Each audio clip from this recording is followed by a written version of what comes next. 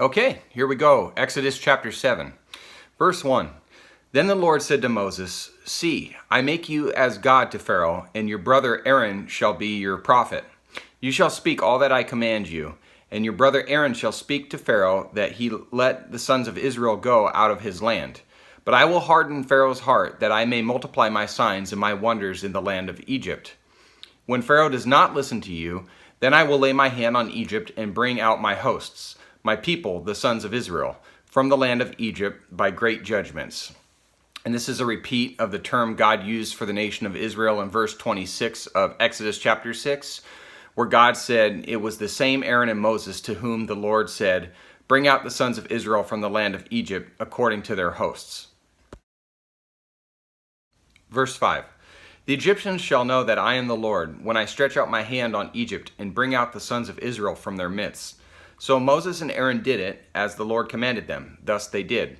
Moses was 80 years old and Aaron 83, when they spoke to Pharaoh. Verse 8. Now the Lord spoke to Moses and Aaron, saying, "When Pharaoh speaks to you, saying, 'Work a miracle,' then you shall say to Aaron, 'Take your staff and throw it down before Pharaoh, that it may become a serpent.'"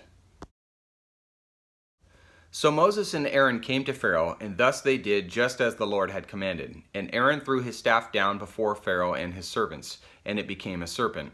Then Pharaoh also called for the wise men and the sorcerers, and they also, the magicians of Egypt, did the same with their secret arts.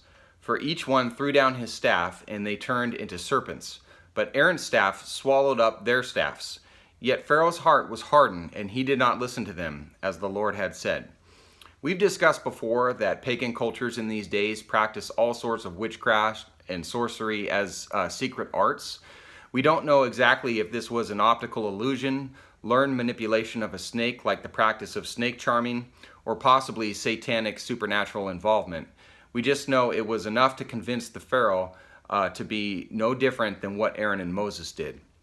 The secret arts would carry on for a limited time, but when Aaron and Moses' serpent swallowed up the magician's serpent, and then later when the plagues arrived, it displayed the limitations of satanic power compared to God's, regardless of Pharaoh's stubbornness and failure to acknowledge the truth.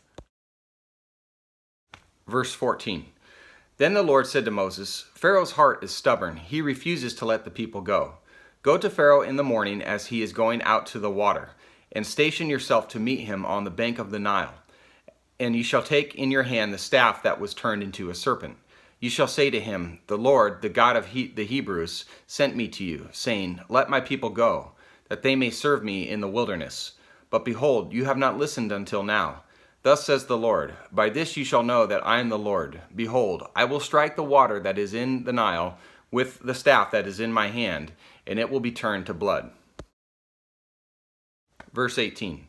"The fish that are in the Nile will die, and the Nile will become foul, and the Egyptians will find difficulty in drinking water from the Nile."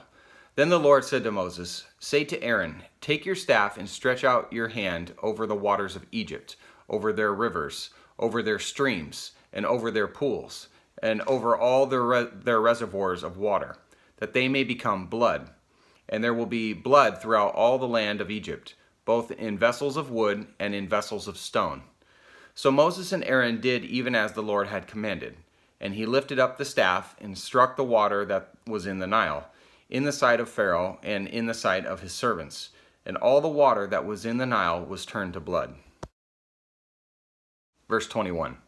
"The fish that were in the Nile died, and the Nile became foul, so that the Egyptians could not drink water from the Nile. And the blood was through all the land of Egypt. But the magicians of Egypt did the same with their secret arts, and Pharaoh's heart was hardened, and he did not listen to them, as the Lord had said. Then Pharaoh turned and went into his house with no concern even for this. So all the Egyptians dug around the Nile for water to drink, for they could not drink of the water of the Nile.